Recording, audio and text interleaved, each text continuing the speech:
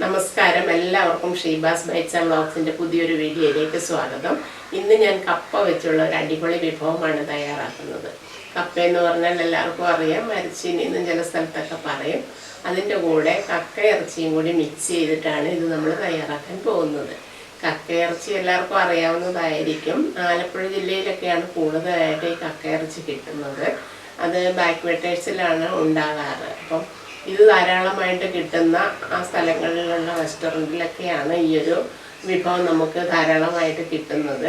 അപ്പോൾ എങ്ങനെയാണ് ഈ ടേസ്റ്റി ആയിട്ടുള്ള കക്ക ഇറച്ചി മിക്സ്, അതായത് കപ്പയും കക്ക ഇറച്ചിയും കൂടി പുഴുക്ക് ഉണ്ടാക്കുന്നതെന്ന് നമുക്കൊന്ന് കാണാം. എല്ലാവരും ഇതൊന്ന് ട്രൈ ചെയ്യേണ്ട ഒരു വിഭവം തന്നെയാണ്. നല്ല ടേസ്റ്റി ആയിട്ടുള്ളതാണ്. അപ്പോൾ നമുക്ക് കണ്ടു നോക്കാം. കപ്പ കൊണ്ട് പലതരത്തിലുള്ള വിഭവങ്ങൾ നമ്മൾ ഉണ്ടാക്കാറുണ്ട്. കപ്പ പുഴുക്ക് നമ്മളെല്ലാവരും ഉണ്ടാക്കുന്നതാണ്. എന്നാൽ കപ്പയും കക്കയിറച്ചിയും നല്ല ടേസ്റ്റി ആയിട്ടുള്ളൊരു വിഭവം തന്നെയാണ്. ഇതിനായിട്ട് ഞാൻ 1.5 കിലോ കപ്പ തൊലിയൊക്കെ കളഞ്ഞ് ഇതുപോലെ നുറുക്കിയെടുത്തിട്ടുണ്ട്. ഇത് നല്ലവണ്ണം ഒന്ന് കഴുകിയതിന് ശേഷം ഇതിനകത്തേക്ക് നമ്മൾ അതിൻ്റെ ഇരട്ടി വെള്ളം വെച്ചിട്ട് നമുക്കൊന്ന് വേവിച്ചെടുക്കാം. കുറച്ച് മഞ്ഞൾപ്പൊടിയും ഉപ്പും കൂടി ഇട്ട് മൂടി വെച്ച് വേണം വേവിക്കാനായിട്ട്. കുക്കറിൽ നമുക്കിത് വേവിക്കാൻ പറ്റും, പക്ഷെ ശ്രദ്ധിക്കണം, ഒരു വിസിൽ തന്നെ കേൾക്കുമ്പോഴേക്ക് ഓഫ് ചെയ്തിട്ട് പെട്ടെന്ന് തന്നെ അതിൻ്റെ ആവി കളഞ്ഞെടുക്കണം, അല്ലെങ്കിൽ വെന്ത് കുഴഞ്ഞു പോകും. ഇനി കക്കയിറച്ചി നമ്മൾ എടുത്തിട്ടുണ്ട്. എനിക്കിവിടെ ചെറിയ ടൈപ്പിലുള്ള കക്കയിറച്ചിയാണ് കിട്ടിയത്. ഇത് ഞെക്കി ഇതിനകത്ത് അഴുക്ക് കളയാൻ കുറച്ച് പാടായിരിക്കും. അപ്പോൾ നമ്മൾ കുറച്ച് വെള്ളവും ഉപ്പും മഞ്ഞളും കൂടി ചേർത്തിട്ട് നല്ലോണം ഒന്ന് തിളപ്പിച്ചെടുക്കണം. എന്നിട്ട് ആ തിളപ്പിച്ച വെള്ളം ഒന്ന് ഊറ്റിക്കളയണം. അങ്ങനെയാണ് ഇത് ഞാൻ ചെയ്തിരിക്കുന്നത്.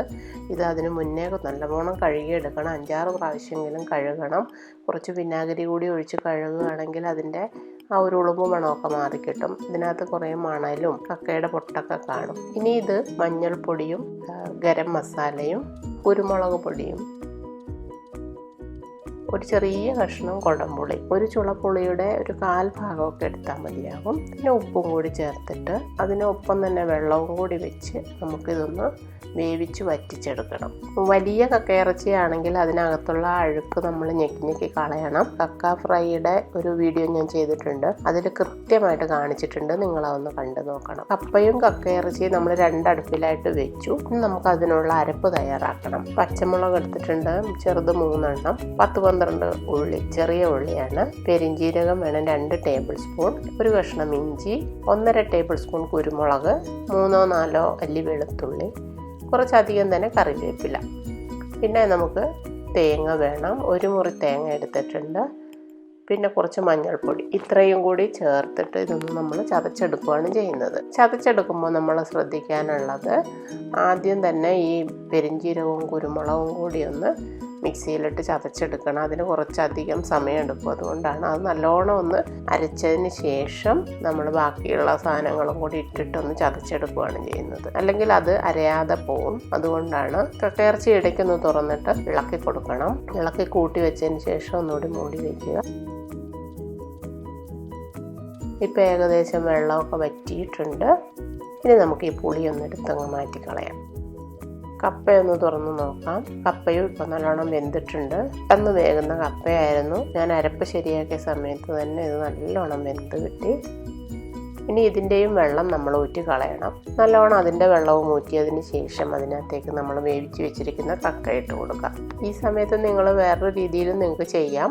ഒരു 1/4 ഭാഗത്തോളം കപ്പ വേവിക്കുക, എന്നിട്ട് ആ വെള്ളം ഊറ്റി കളയുക. അതിനുശേഷം അതിനകത്തേക്ക് കക്കയിറച്ചി ഇട്ടിട്ട് ഒന്നുകൂടി ഒന്ന് വേവിക്കുക. അങ്ങനെയും ചെയ്യാം. എൻ്റെ കപ്പ ഇപ്പോൾ പെട്ടെന്ന് വെന്ത് പോയത് കൊണ്ടാണ് ഞാൻ അങ്ങനെ ചെയ്യാത്തത്. ഇനി അരപ്പും കൂടി ഇട്ടിട്ട് നമുക്ക് നല്ലോണം ഇളക്കിയതിന് ശേഷം സിമ്മിലാക്കിയിട്ട് മൂടി വയ്ക്കാം. സിമ്മിൽ ഒരു 3-4 മിനിറ്റ് വെച്ച് വേവിച്ചെടുക്കണം. അരപ്പ് വേവണം. അതുപോലെ തന്നെ ആ കക്കയിറച്ചിയുടെയൊക്കെ ടേസ്റ്റ് കപ്പയിലൊക്കെ ഒന്ന് പിടിക്കണം. ഒരുപാട് തേങ്ങ അരയ്ക്കാതിരിക്കുന്നതായിരിക്കും നല്ലത്. കപ്പയുടെയും കക്കയിറച്ചിയുടെയും ടേസ്റ്റ് മുന്നിൽ നിൽക്കണം. കപ്പ ഒരുപാട് കുഴഞ്ഞു പോകാതിരിക്കാൻ വേണ്ടിയിട്ട് നമ്മൾ കൈലിൻ്റെ കണ വെച്ചാണ് ഇളക്കി കൊടുക്കുന്നത്. എൻ്റെ കപ്പ ഇപ്പോൾ കുറച്ചധികം വെന്ത് പോയിട്ടുണ്ട്. നല്ലോണം വേവുന്ന കപ്പയായിരുന്നു. കുറച്ചുകൂടി വേവ് കുറഞ്ഞതാണെങ്കിൽ കുറച്ചുകൂടി നല്ലതായിരിക്കും. ഇനി താളിച്ചിടണം. കടുകും വറ്റൽമുളകും ഉള്ളി കറിവേപ്പില ഇത്രയും എടുത്തിട്ടുണ്ട്. ഇതെല്ലാം കൂടി ഒന്ന് കടുക് താളിച്ച് അതിനേക്ക് ഇടാം. ഇപ്പോൾ ഇതുപോലെ ഞാൻ താളിച്ചിട്ടിട്ടുണ്ട്. നമ്മുടെ ടേസ്റ്റി ആയിട്ടുള്ള കപ്പയും കക്ക ഇറച്ചിയും കുഴച്ചത് റെഡി ആയിട്ടുണ്ട്. നിങ്ങൾക്കും ഇഷ്ടപ്പെടുമെന്നാണ് എൻ്റെ വിശ്വാസം. എന്താണെങ്കിലും നിങ്ങളുടെ അഭിപ്രായം അറിയിക്കാൻ മറക്കരുത്. അപ്പോൾ എല്ലാവരും ട്രൈ ചെയ്ത് നോക്കുക. ചാനൽ ആദ്യമായിട്ട് കാണുന്നവർ സബ്സ്ക്രൈബ് ചെയ്യാൻ മറക്കരുത്. പുതിയ വീഡിയോസുമായിട്ട് നമുക്ക് വീണ്ടും കാണാം. താങ്ക്